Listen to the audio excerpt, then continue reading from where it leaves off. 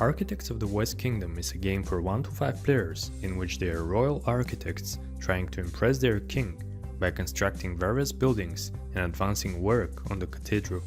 For the setup, place the main board in the center of the table and shuffle all black market cards and place them with the small market side face up.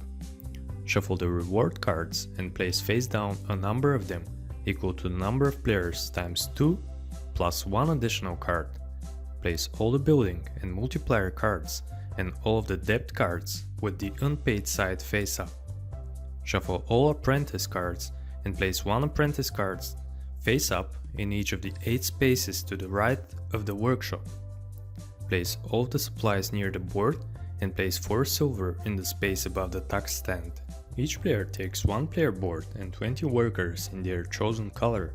Each player places one of their colored player markers underneath the cathedral and the other on number 7 of the virtue track.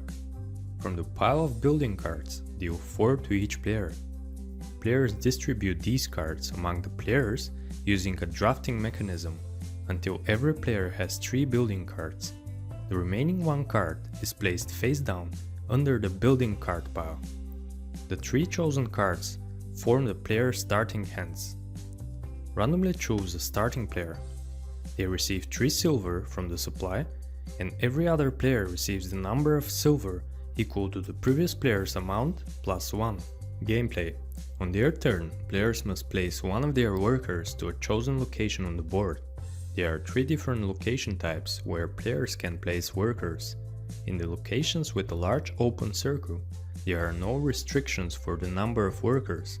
Only 1 worker can be placed in the small open circle, and the locations with the outline of a worker are always filled from left to right and top to bottom. Board locations. Quarry, forest, mines and silversmith are the main resource gathering locations. Players will gain the indicated resources determined by the number of their own workers currently present in that location. King's Storehouse allows players to take up to 1 action for each worker they have there.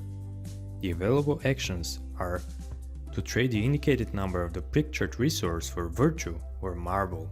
The workshop allows players to hire 1 apprentice or to work on new building plans.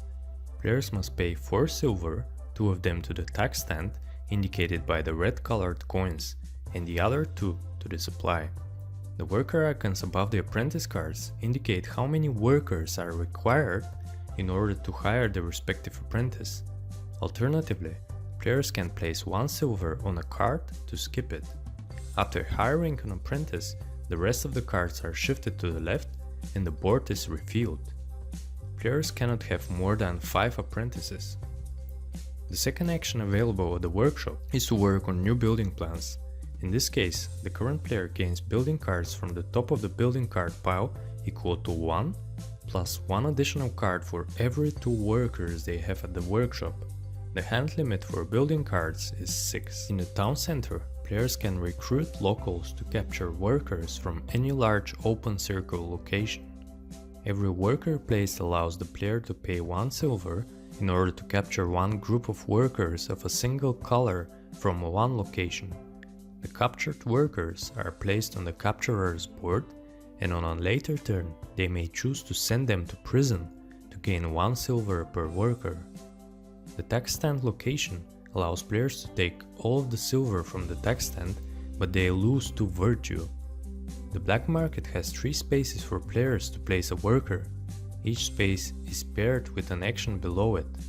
The player can pay the indicated number of silver and virtue to gain the resources indicated on the black market cards, to hire any face-up apprentice, or to draw 5 building cards and to keep 1 of them. The black market cards are not gained or removed because they will be refreshed during a black market reset.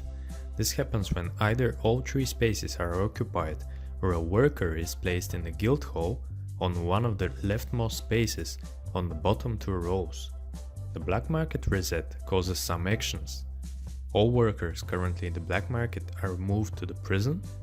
The top small market card is turned over and placed to the right, and some additional prison actions are triggered. The guardhouse allows players to take 1 action for each worker they have there.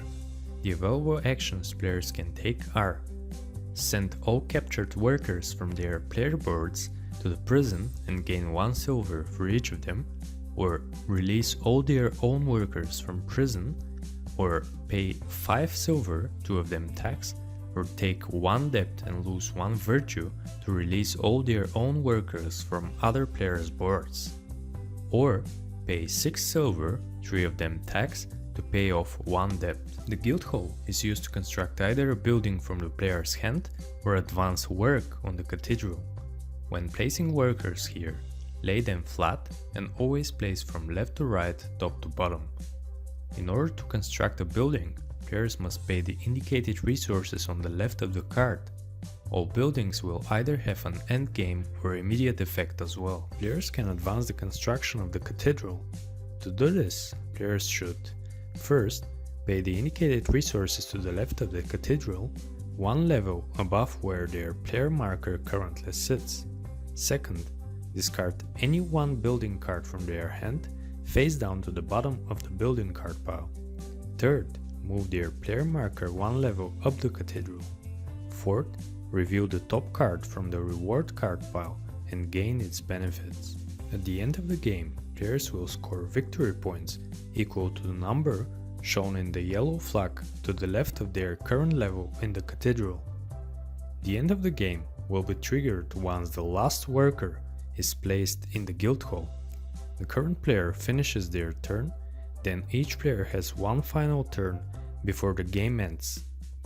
Then players should immediately resolve any endgame effects from their constructed buildings, add up their score for their buildings, cathedral level, virtue track, unpaid debt, and any resources on their boards.